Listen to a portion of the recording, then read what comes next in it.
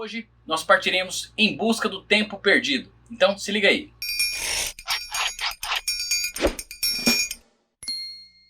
Recentemente eu comecei a ler um livro, um clássico da literatura do Marcel Proust. Esse livro se chama Em Busca do Tempo Perdido. Eu comecei a ler essa edição da Nova Fronteira, que ele é dividido em 3 volumes. No original ele foi publicado em 7 volumes, certo? Essa edição da Nova Fronteira está muito bonita e a capa dela é uma série de pinturas da Lúcia Loiso, chama Still Life and Flora. E eu achei que a capa do livro combinou muito com a própria temática, essa temática em busca do tempo perdido, né? Essa temática do autor relembrando o passado. Valdo, fala o que você acha de relembrar o passado, seu extenso passado nas ruas. Então esse livro, a cena mais clássica do Em Busca do Tempo Perdido é o começo, quando o Marcel Proust fala que está comendo uma madeleine, né, um doce francês, e começa a relembrar do seu passado e vai descrevendo longamente sobre seus primeiros períodos, sua primeira infância. Eu li os 2 primeiros livros, né, como eu falei, está dividido em 3 volumes essa edição da Nova Fronteira. Os 2 primeiros livros que estão no primeiro volume são Os Caminhos de Swan e A Sombra das Moças em Flor. Eu li esses dois primeiros livros, entre aspas, em um volume só, né? E eu achei bem interessante. É um clássico da literatura, eu li mais como uma pesquisa sobre o que faz de um clássico um clássico. É um livro fundamental? É um livro que todo mundo precisa ler? Bom, isso aí é uma coisa que é relativo demais. Eu acho que ao mesmo tempo que todo livro pode ser fundamental, nenhum livro é fundamental. Por quê? Porque se você lê um livro, você gostou muito, ele influenciou muito a sua literatura, esse livro é fundamental para você. Porém, eu acho que não existe um livro que seja obrigatório todo mundo do mundo ler. Entendeu? Então essa é a diferença. É um livro fundamental? Bom, pode ser um livro fundamental. Você nunca vai saber até você ler o livro. Se você está esperando um thriller, um livro que você fica grudado, que você quer ler cada página, que você fica querendo folhear o tempo inteiro, isso não vai acontecer. O livro é um livro lento, é um livro bem tranquilo, ele vai descrevendo muito mais as sensações que ele teve do que de fato os eventos acontecidos. Então você não é um livro que vai de A a B pelo caminho mais curto. Ele vai de A a B pelos meandros da memória. Assim como a memória, né? Assim como a nossa memória, é um livro tortuoso, é um livro sinuoso, que uma hora lembra de uma coisa que passou para frente, depois volta para trás um pouquinho.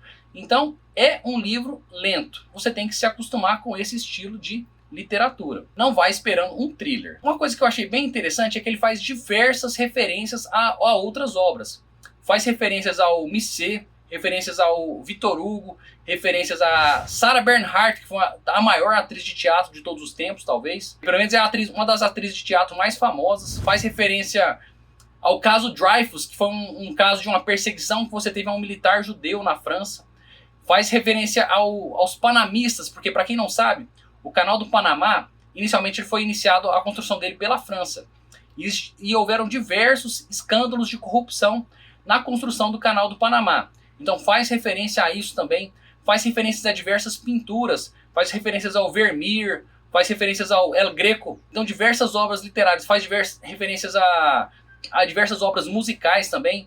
Então para você ler Em Busca do Tempo Perdido, o ideal seria que você tivesse uma bagagem cultural maior.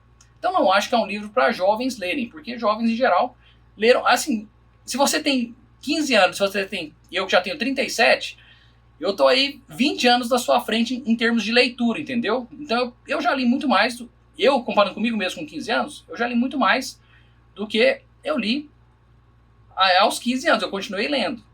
Então, em geral, pessoas mais velhas vão ter tido tempo de ler mais. Mas se você já leu bastante, se você é um prodígio aí, aos 10 anos, você já leu tudo no mundo aí, né, vale a pena você tentar arriscar o ler Em Busca do Tempo Perdido.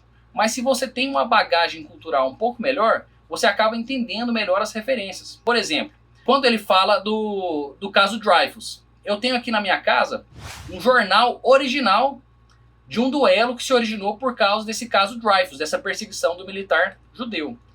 Então eu já conhecia esse caso. Eu já tinha ido ao Panamá pouco antes de começar a ler o livro, então eu sabia da história da construção do Canal do Panamá. Quando ele fala do El Greco, eu tinha ido a Toledo, que foi onde o El Greco passou boa parte do seu tempo.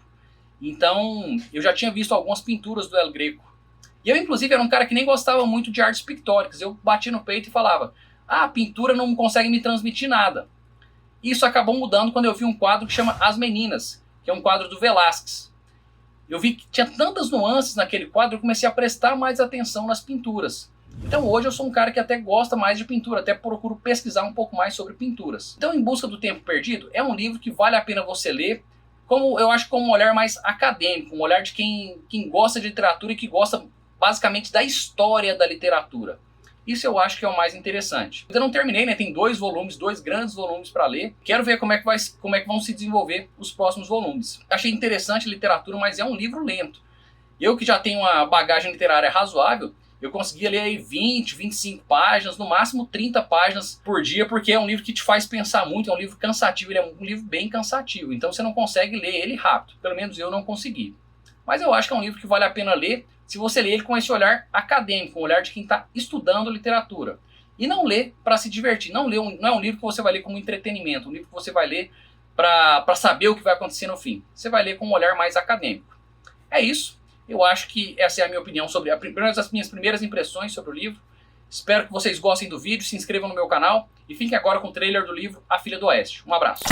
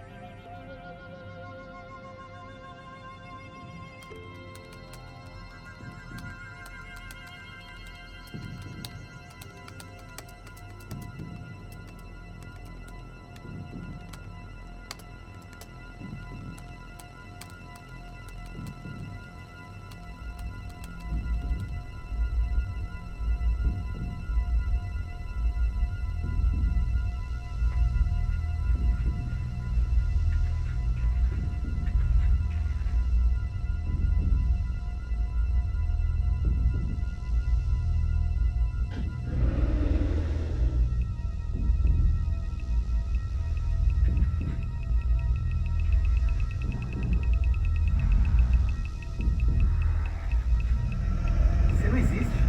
Você é parte do meu livro.